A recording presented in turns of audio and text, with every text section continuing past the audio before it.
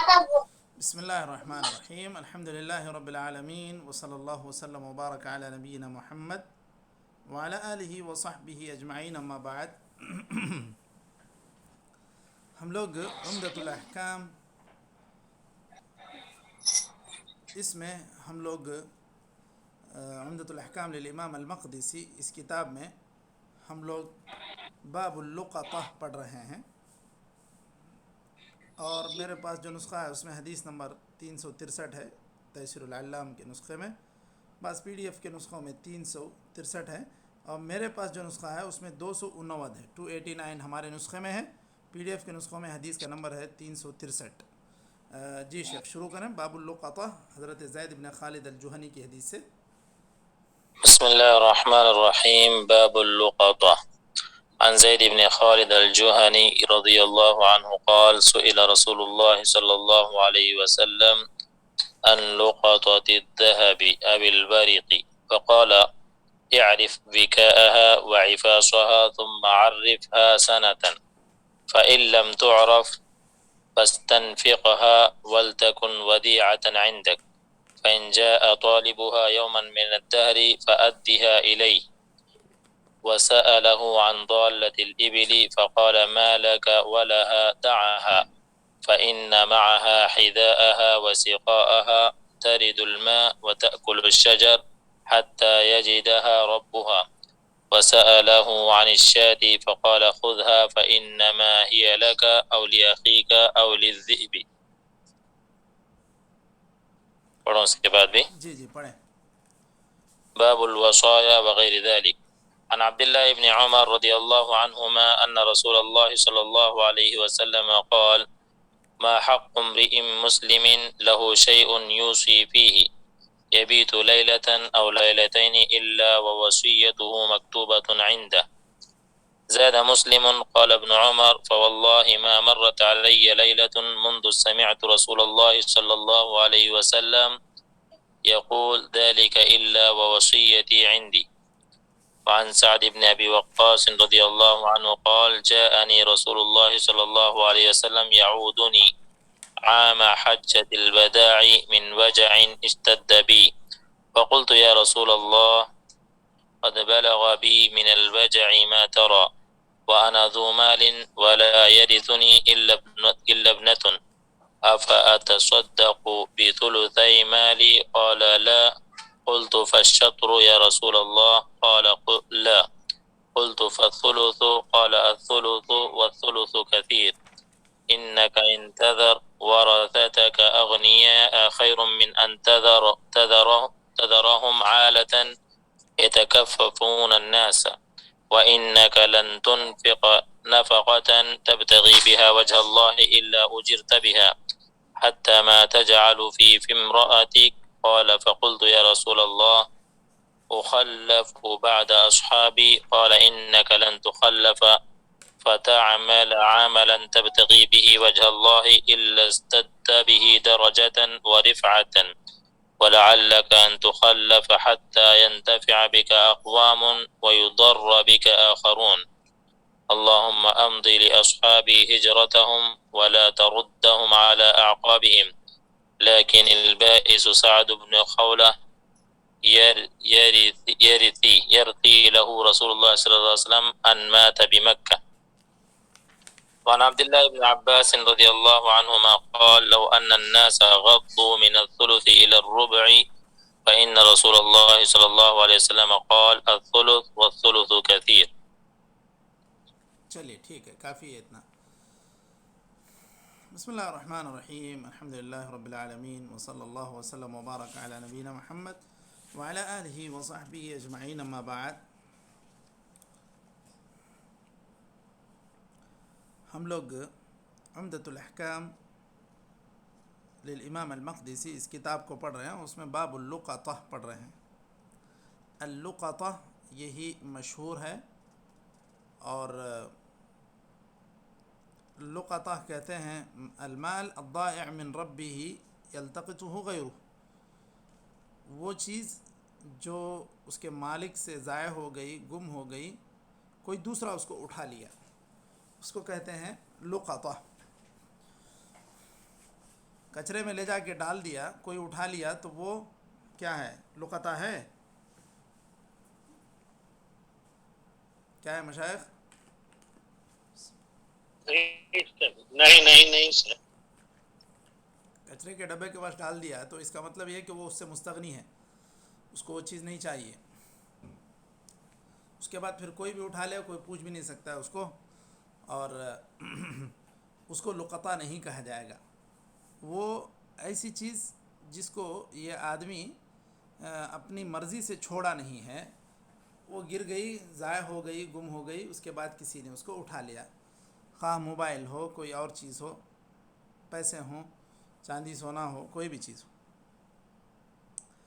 تو یہاں اس تعلق سے علماء نے کچھ تفصیل ذکر کی ہے۔ بعض لقط ایسے ہوتے ہیں جس سے اس کا مالک مستغنی ہوتا ہے، مثال کے طور پر الحمدللہ کبھی ایک روٹی کی پاکٹ چھوٹ گئی، خبز کی پاکٹ، کہیں بیٹھا تھا، بات کر رہا تھا، چھوڑ کے چلا گیا، بعد میں پتہ نہیں اب کوئی اٹھا لے گیا، اس کو لے گیا، تو یہ تو کوئی ایسی چیز نہیں ہے کہ اب اس کو ڈھونڈا جائے اور اس کے پیچھا کیا جائے، اس کے لیے پریشان ہویا جائے۔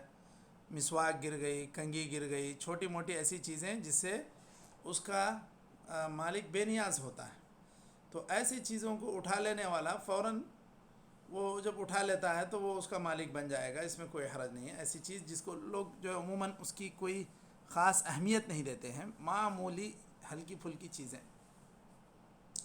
اور دوسری ایک چیز ایسی ہے جو اتنی بڑی ہے کہ وہ اپنا دفاع خود کر لیتی ہے، یا تو وہ اپنے بھاگنے کی وجہ سے، جیسے ہرن وغیرہ ہیں، یا پھر اپنے ڈیل ڈول میں وہ اپنے جسامت میں بہت بڑے ہیں، جیسے گائے ہے اور اسی طرح اونٹ ہے، تو یہ لوگ اپنا دفاع خود کر لیں گے، کوئی ان کو نقصان پہنچانے آئے گا تو وہ اپنا دفاع کر لیں گے۔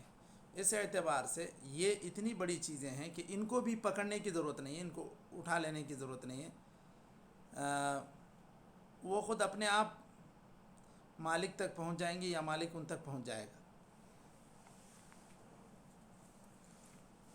تیسری چیز ایسی ہے جن کو اٹھانا درست ہے، وہ اس لیے کہ اس کو حفاظت سے رکھا جائے اور اس کو اس کے مالک تک پہنچایا جائے، اس غرض سے اٹھانا، اس مقصد سے اٹھانا یہ درست ہے۔ وہ خواہ پیسوں کا معاملہ ہو یا کوئی قیمتی چیز ہو، گھڑی ہو، موبائل ہو، پیسے ہوں، پاکٹ ہوں، پرس ہوں، جو بھی۔ اب اس تعلق سے یہاں پر کچھ احکام دیے گئے ہیں۔ یہاں حضرت زید بن خالد الجہنی رضی اللہ عنہ کی حدیث ہے، وہ فرماتے ہیں کہ نبی کریم صلی اللہ علیہ وسلم سے ذہب اور ورق، یعنی ورق چاندی، سونا اور چاندی کے لقط کے بارے میں پوچھا گیا، یعنی لقطہ یہ گری پڑی چیز۔ فقال، تو آپ صلی اللہ علیہ وسلم نے کہا، اعرف وکاءہا وعفاصہا۔ وکا کہتے ہیں اس ڈوری کو جو اس کے منہ پہ باندھا جائے، کسی تھیلی میں پیسے رکھے تھے، کیسی ڈوری تھی اس کو باندھا تھا، کیا کوئی مضبوط رسی تھی یا کیا کوئی کپڑا ہی باندھا تھا، کیا باندھا تھا، وہ اس کی پہچان کرائی، پہچان اس کی جانچ لی جائے۔ اور وعفاصہا، اور وہ عفاص جس میں وہ چیز رکھی گئی، کوئی تھیلی ہے، بیگ ہے، پرس ہے، اس کو کہتے ہیں عفاص۔ عفاص ای الوعاء۔ ثم عرفها سنتاً، پہلے تم اس کو جان لو، یہ کیا ہے، یہ کیسی ہیں، وہ جان لو، اس کو پھر لوگوں میں جو ہے پوچھو، معلوم کرو۔ عرفها مطلب اس کے تعلق سے بیان کرو کہ ایک چیز اشارتاً، ایک چیز ہم پائے ہیں، تو کوئی آدمی اس کی نشانیاں بتلائے، اس کے بعد اس کو حاصل کرے۔ فَإِن لَمْ تُعْرَفْ فَاسْتَنْفِقْهَا وَلْتَكُنْ وَدِيعَةً۔ یہاں تعریف کا مطلب یہ نہیں ہے کہ آپ پوری طرح بتلا دیں، بھائی مجھے 1000 روپے ملے ہیں اور وہ ایسی ایسی تھیلی تھی، میں فلاں جگہ اٹھایا تھا، کوئی آئے گا وہ دعویٰ کر دے گا۔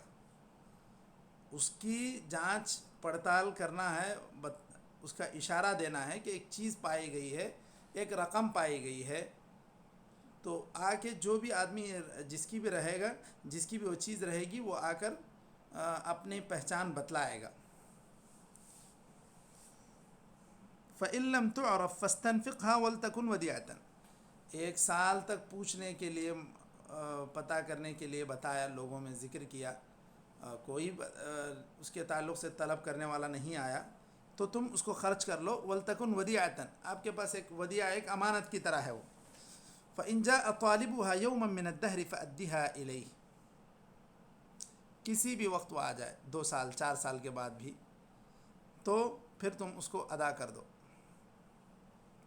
مان لو 10,000 روپے ہی تھے، کچھ اور ہی رقم تھی، اب وہ استعمال کر لیا، بعد میں پتہ چلا کہ فلاں آدمی ہی کی وہ چیز تھی، تو یہ گویا کہ اس کے پاس امانت تھی، اس کو ادا کرنا ہوگا۔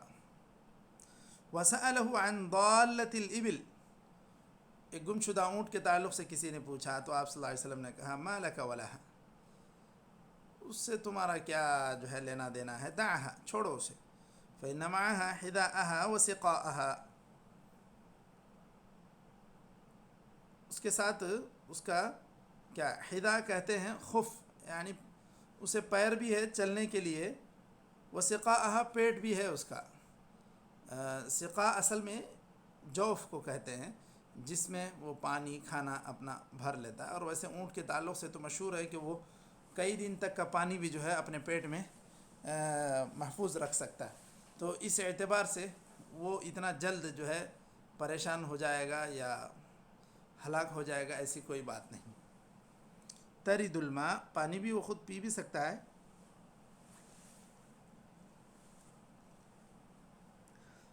ورد الماء مطلب جو ہے پانی پینے کے لیے پنگھٹ پر آنا، اس کو کہتے ہیں ورد الماء۔ وتأكل الشجر، یہ درختوں سے وہ کھا بھی لے گا، حتی یجدها ربها، مالک اس کا اسے پہچان لے، پکڑ لے، لے لے۔ وسأله عن الشاة، ٹھیک ہے، اسی طرح کوئی بکری آ گئی، تو آپ صلی اللہ علیہ وسلم نے اس کے تعلق سے کہا خودھا، اس کو پکڑو، اس کو روک لو۔ فإنما هي لك، یا تو یہ تمہارے حصے میں آئے گی، أو لأخيك أو للذئب، یا پھر کوئی دوسرا آدمی لے گا، یا أو للذئب، یا وہ ایسا جانور نہیں ہے کہ جو اپنے آپ کی حفاظت کر سکے بھیڑیے سے یا کسی خونخوار جانور سے، تو پھر اس کو تم پکڑ لو، اس کی بھی پہچان کراؤ لوگوں میں کہ ایک بکری ملی ہے، کوئی آئے بتلائے، لے جائے، اس کو پہچان کر لے۔ تو یہ اگر ایسا بڑا جانور ہے جو اپنی حفاظت خود کر سکتا ہے، تو پھر اس کو نہیں لیں گے، اس کو چھوڑ دیں گے۔ چھوٹا جانور جیسے یہ بکری ہو گئی، تو اس کو لیں گے، اور اس کو بھی جب آدمی آئے گا اس کو واپس کریں گے۔ کوئی رقم وغیرہ ہے، اس کو بھی لیں گے، اس کو پہچان کرائیں گے، نہیں آتا ہے تو 1 سال کے بعد وہ اس کو استعمال کر سکتا ہے، لیکن کسی دن آ گیا تو اس کو واپس کرنا پڑے گا۔ اس حدیث سے مستنبط ہونے والے مسائل میں ایک مسئلہ یہ بھی ہے کہ اگر جس کی چیز گمی ہوئی تھی وہ کبھی بھی آتا ہے تو اسے آنے اور اپنی چیز طلب کرنے کا حق ہے، اگر وہ اتنی قیمتی چیز ہے یا وہ جو بھی اس کی کچھ قیمت بنتی ہے، تو ایسی چیز۔ تو اب رہی بات ایسی چیزیں جیسے مثلا کھانے پینے کی چیزیں ہیں، کچھ سنترے، کچھ سیب، کچھ ایسی فروٹ، ایسی چیزیں کوئی چھوڑ کر چلا گیا، کھانا چھوڑ کر چلا گیا، دیکھتے ہیں پیک پورا ہے، ایسے ہی بھول گیا، جیسے بس چڑھنے والا کوئی، اس کو لے کے کھا بھی سکتے ہیں، کیونکہ اگر اس کو نہیں کھائیں گے تو وہ سڑ جائے گا، اسی جگہ خراب بھی ہو جائے گا۔ اگر وہ اتنا قیمتی تھا، بعد میں وہ آیا بھی، طلب کرتا بھی ہے اس کی قیمت، تو بھی کوئی مسئلہ نہیں، وہ دے بھی سکتا ہے اس کو۔ بس یہ ہے کہ اس کو ضائع ہونے سے بچا لینا چاہیے۔ رہی بات بکری کی، تو وہ حدیث میں خود ذکر کیا گیا ہے کہ اس کو لے، اگر بہت دنوں تک وہ نہیں بھی آیا تو پھر اس کے بعد اس کو بیچ کر بھی اس کی قیمت حفاظت کی جا سکتی ہے، یا اس کو استعمال کر لیں تو آنے کے بعد اس کو اس کی قیمت دی جائے گی۔ یہ لقط سے متعلق کچھ باتیں تھیں، لقطہ۔ اس کے بعد جو حدیث ہے باب ہے باب الوصایا، وصیت ان کی جمع ہے وصایا۔ اب وصایا ہدیۃ ہدایہ کی طرح اس کے وزن پر ہے، اور وصیہ اس کا معنی یہ ہے کہ آپ کسی چیز کو موت کے بعد تک ملا دیں یا بتلا دیں، اس تعلق سے کسی چیز کی ہدایت کریں، اس کو کہتے ہیں وصیت۔ یا موت کے بعد کسی صدقے کا حکم دیں، اس کو کہتے ہیں یہ وصیت ہے۔ یا کلام، وصیہ اصل میں الکلام المؤکد کو کہتے ہیں، کوئی بھی بات جسے ایک اہمیت کے ساتھ کہا جائے۔ یہاں پر اس حدیث کے باب میں جو بات مقصود ہے وہ انسان کی وفات کے بعد اس کی وصیت کے مطابق اس کے مال میں کچھ خرچ جو کیا جائے، اس تعلق سے یہاں پر بات ہو رہی ہے۔ وہ اس کو کہتے ہیں التبرع به بعد الموت، الوصیت والتبرع به بعد الموت، تبرع المال بعد الموت۔ اس کا تو شریعت میں حکم ہے، کتب علیکم اذا حضر احدکم الموت ان ترک خیرا الوصیۃ للوالدین والاقربین، یہ ساری باتیں ذکر ہیں۔ ان کا اس کی مشروعیت آئی ہے قرآن و سنت میں، اور صحابہ کرام نے اپنے اپنے اعتبار سے بہت ساری وصیتیں کیں۔ یہاں پر جو حدیث ذکر کی جا رہی ہے، حضرت عبداللہ ابن عمر رضی اللہ عنہما روایت کرتے ہیں، حدیث نمبر 290 ہے ہمارے اس میں، اور بعض PDF کے نسخوں میں شاید 364 ہے۔ حدیث کیا ہے؟ نبی کریم صلی اللہ علیہ وسلم نے فرمایا ما حق امرئ مسلم له شيء يوصي به يبيت ليلة او ليلتين الا ووصيته مكتوبة عنده۔ کسی بھی انسان کے پاس کوئی چیز ایسی ہوتی ہے کہ وہ اس میں وہ وصیت کرنا چاہتا ہے، کوئی بات اپنے وفات کے بعد اس کے اندر کی جائے، کوئی مال ہے اس کو کسی نیکی کی راہ میں خرچ کیا جائے، یہ بات بتلانا چاہتا ہے، تو اسے اس کام کے لیے بہت دیر نہیں کرنا چاہیے۔ 1-2 دن میں اس کا جو طریقہ ہے اس کو لکھ کر بتلا دے اپنے گھر والوں کو، یا لکھ کر بھی رکھ دے صحیح طور پر قانونی اعتبار سے، جس کو ایک وثیقہ کہا جائے، وہ سارے انداز میں اس کو مکمل کرا دے۔ زیادہ مسلم، صحیح مسلم میں مزید ایک روایت یہ بھی ہے، زیادہ الفاظ اس طرح بھی ہیں، کیا ہیں؟ حضرت ابن عمر اپنا بیان ذکر کرتے ہیں یہاں پر کہ فواللہ ما مرت علی لیلۃ منذ سمعت رسول اللہ صلی اللہ علیہ وسلم یقول ذلك الا وعندي وصیتی۔ حضرت ابن عمر رضی اللہ عنہ بہت پابند تھے، کوئی بھی بات سنتے تو اس پر بہت جلد عمل پیرا ہونے کی کوشش کرتے تھے۔ اس اعتبار سے جب انہوں نے اس حدیث کو سنا تو انہوں نے فوراً اس پر عمل کر لیا، اور ان کے پاس جب سے یہ حدیث سنے ان کی وصیت لکھی ہوئی تھی، لکھت کی شکل میں محفوظ رہنا چاہیے۔ چلیے، اس حدیث سے جو مسائل مستنبط ہوتے ہیں اس سے یہ پتہ چلتا ہے کہ وصیت مشروع ہے، قرآن و سنت سے یہ ثابت ہے، اور مستحب بھی ہے، واجب بھی ہے۔ مستحب اس طرح کہ آپ صدقہ کریں اپنے وفات کے بعد، یہ زیادہ مستحب ہے۔ واجب ان چیزوں سے متعلق جو کسی کے حق سے متعلق ہو تو اس کو وصیت کرنا چاہیے اور باقاعدہ بتلانا چاہیے کہ فلاں آدمی کا مجھ پر اتنا قرض ہے، یہ اس کو ادا کیا جائے۔ یہ ساری چیزیں واجب ہیں، یہ کوئی اختیاری چیز نہیں ہے۔ مثال کے طور پہ انسان قرض لیتا ہے تو اس کو لکھ کر محفوظ کرے، یہ زیادہ بہتر ہے، کیونکہ آیت مدائنہ میں اسی چیز کا حکم دیا گیا ہے۔ اگر وہ ایسا بھی نہ کرے تو کم سے کم اس کے جو باتیں اپنے گھر والوں کو یا اپنے وارثین کو اس طرح ذکر کر کے رکھے تاکہ وہ اس کے بعد اس کو ادا کریں، اس کی وفات کے بعد، اگر اچانک اس طرح کسی کے ساتھ بھی کوئی بات ہو جاتی۔ ایک تیسری چیز، ایک اگر انسان وصیت لکھ دیتا ہے اپنے خط سے، اپنے رائٹنگ سے، اپنے کسی ڈائری میں لکھ دیتا ہے وصیت کو، تو اب اس سے یہ نہیں کہا جائے گا، اس کے مرنے کے بعد اگر وصیت دیکھی جاتی ہے تو اس کے لیے شہود کا ہونا ضروری نہیں ہے۔ مثال کے طور پر اس نے اپنے لیے ایک وصیت کی کہ میرے بعد میرے مال میں اتنا کچھ خرچ کیا جائے جو ثلث کے اندر ہو، تو پھر اس کے لیے بچوں کا شاہد ہونا کہ باپ نے ہمیں بلا کر یہ ساری چیزیں بتائی تھیں، یہ کوئی ضروری نہیں۔ اگر باپ کے خط کی تاکید ہو جاتی ہے، اس کی تحریر سے پتہ چلتا ہے کہ یہ وہ وصیت کرنا چاہتے تھے، یا قانونی طور پر کسی ادارے میں جا کر انہوں نے لکھوا دیا ہے، تو پھر وہ وصیت مان لی جائے گی۔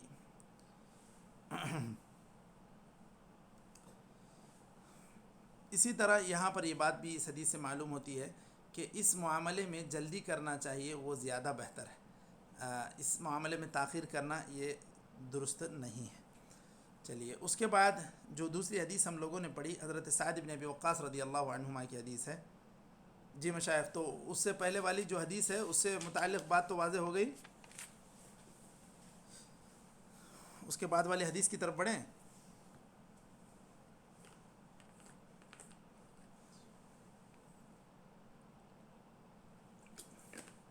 ہاں جی جی جی ٹھیک ہے، اس کے بعد والی حدیث ہے حضرت سعد بن ابی وقاص رضی اللہ عنہ سے۔ حضرت سعد بن ابی وقاص فرماتے ہیں کہ نبی کریم صلی اللہ علیہ وسلم میرے پاس عیادت کے لیے آئے۔ جب فتح مکہ کا موقع تھا تو اس وقت حضرت سعد بن ابی وقاص بیمار ہوئے اور مکے میں انہیں مرض لاحق ہوا۔ اب انہیں بہت سخت بیماری لاحق ہوئی تو آپ صلی اللہ علیہ وسلم ان کی عیادت کے لیے پہنچے تھے۔ حضرت سعد نے ایک مسئلہ پوچھ لیا کہ اللہ کے رسول، مجھے لگتا ہے کہ پتہ نہیں یہ بیماری کہیں آخری وقت کی اشارہ تو نہیں دے رہی ہے۔ اگر ایسی بات ہے تو کیا میں اس میں وصیت کر سکتا ہوں؟ کیا اپنے آدھے مال کو میں خرچ کر سکتا ہوں یا 2/3 کو میں خرچ کر سکتا ہوں؟ کیونکہ انہوں نے بتلایا کہ میری صرف ایک ہی بیٹی ہے جو وارث ہوگی، تو اس صورت میں میرے پاس اتنا جو مال ہے میں چاہتا ہوں کہ آخرت میں مجھے کام آئے، صدقہ کیا جائے میرے طرف سے۔ تو آپ صلی اللہ علیہ وسلم نے کہا ٹھیک ہے، 2/3 تو آپ نہیں کر سکتے، آدھا بھی آپ نہیں کر سکتے، آپ 1/3 کریں، 1/3 کریں۔ مثلا 3 لاکھ روپے ہیں تو اس میں آپ 1 لاکھ کے اندر کی وصیت کریں۔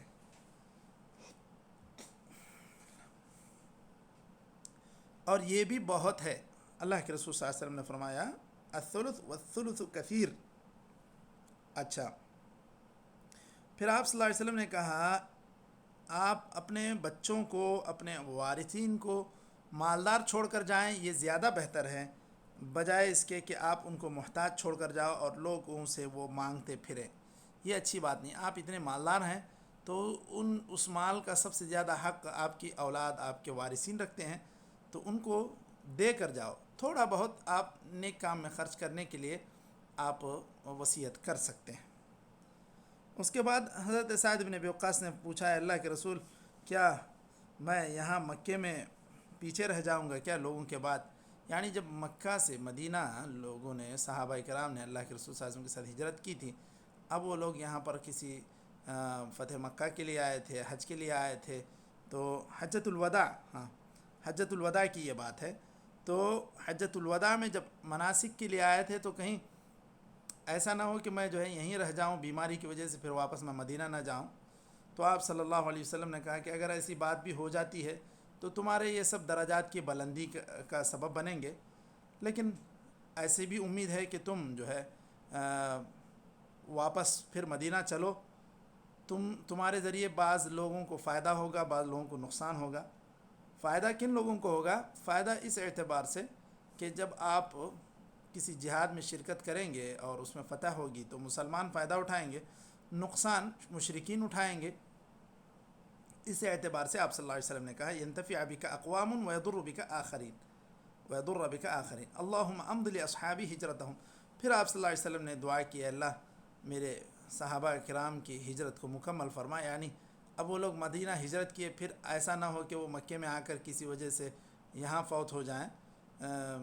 ولا تردهم على اعقابهم لكن البائس سعد بن خولہ، وہ سعد بن خولہ، ان کے لیے اللہ کے رسول صلی اللہ علیہ وسلم یہ کچھ رثائیہ کلمات کہتے ہیں کہ یہ بیچارے یہاں آ کر انتقال کر گئے، حالانکہ مکے سے مدینہ وہ ہجرت کیے تھے، لیکن پھر بعد میں وہ یہاں مکہ آئے تو یہیں ان کی وفات ہوئی۔ وہ بدری صحابہ میں سے سعد بن خولہ۔ تو آپ صلی اللہ علیہ وسلم نے یہاں پر جو بات کہی تھی کہ شاید ہو سکتا ہے کہ تم واپس پہنچ جاؤ، واپس چلے جاؤ مدینہ، پھر تمہارے ذریعے سے بہت سارے لوگوں کو فائدہ بھی ہوگا اور کچھ لوگوں کو نقصان ہوگا، تو وہ نقصان مشرکین نے اٹھایا۔ مسلمانوں کو ان کی وجہ سے اللہ تعالیٰ نے فارس کی جنگ جو بعد میں ہوئی اس میں مسلمانوں کو حضرت سعد بن ابی وقاص کی قیادت میں فتح نصیب ہوئی، تو اللہ تعالیٰ نے ان کو پھر دوبارہ صحت بھی دیا، اور اس طرح وہ ایک بہت بڑے جہاد میں انہوں نے کامیابی حاصل کی، اسلام کو اور مسلمانوں کو فائدہ پہنچایا۔